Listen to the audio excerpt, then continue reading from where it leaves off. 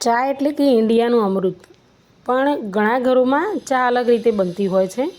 ચાની સાચી રીત બનાવવાની એ છે કે એમાંય વળી ગોળની અને ખાંડની બંને રીતે ચા બને છે. આજે આપણે ગોળની ચાની રેસીપી જોવાના છીએ. તો તમે સૌપ્રથમ ફોટોઝમાં જોયું વિડીયોમાં કે પહેલાં છે ને ચા પહેલાં ગોળ નાખી એની અંદર ચા નાખી અને પછી બરાબર ઉકળવા દેવાનું છે, થોડું પાણી બળી જાય ત્યાં સુધી.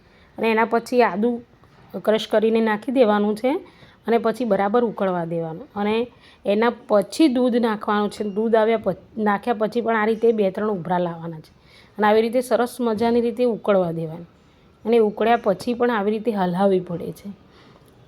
આ કરવાથી એ ચા ઘટ્ટ થાય છે. એટલે સબસ્ક્રાઈબ કરવાનું ભૂલતા નહીં પ્લીઝ. અને લાઈક અને કોમેન્ટ કરીને બતાવજો કે તમે કેવી રીતે ચા બનાવો છો. જો આ રીતે સરસ મજાની ચા બનાવી અને પીવી જોઈએ. તો પ્લીઝ કોમેન્ટ કરી